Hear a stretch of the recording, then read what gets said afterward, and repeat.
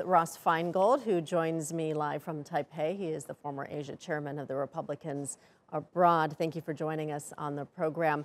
Let's talk about the U.S. and U.K.'s relationship, which has always been a special relationship. How do you see this faring after Brexit? Do you think that this makes the relationship even more important, perhaps Britain more important to the U.S. or vice versa? In many ways, this is up to Boris Johnson because it's really up to him what his post-Brexit priorities are. As your report discussed, there's still a lot of work to be done with the European Union.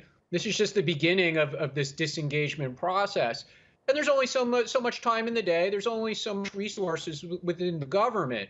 So whether he will prioritize these ongoing things with the EU or the United States relationship or relationships with other parts of the world, such as here in East Asia, really remains to be seen. The U.S. Secretary of State Mike Pompeo was just in the U.K. on Thursday, meeting with his British counterpart as well as the Prime Minister. Mike Pompeo has encouraged a major post-Brexit trade deal, but the two countries are at odds when it comes to certain issues, among them the Chinese firm Huawei. What's the likelihood that the U.S. and the U.K. will be able to sign a free trade agreement and do it soon, and how could the issue of Huawei likely affect negotiations?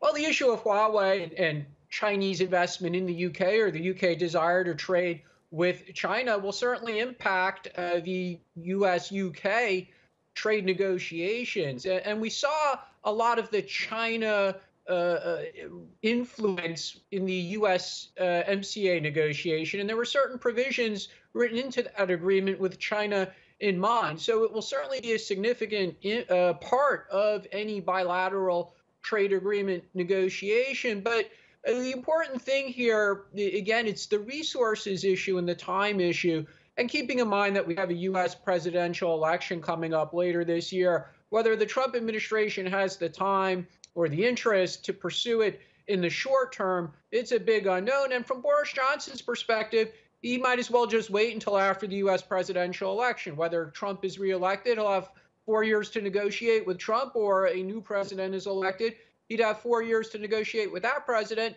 And Boris Johnson knows that throughout that period of the next U.S. presidential term, he's still going to be the British prime minister. So do you think Boris Johnson has the upper hand in the dynamic here between the U.S. And U.K. once Brexit happens? It's a great question because, again, some of these issues and whether to prioritize them on the agenda of UK foreign policy or trade policy, it's really up to him. And he could pick and choose what he wants to prioritize. Again, he could wait for the U.S. presidential election result because he has the comfort of knowing that his term is just began, and it's going to be 5 years absent unforeseen circumstances in the U.K. Parliament. So he's not susceptible to some of the same pressures that the U.S. president is, or even politicians in other parts of the world. So he does have some comfort level, and his personality, I mean, clearly he's a very confident leader, and that's going to help him as well when he engages with other countries. So we shouldn't underestimate his ability to negotiate very good deals for the UK, whether it's with the EU, the United States, or other countries around the world. All right. Ross Feingold joining us from Taipei. Thank you.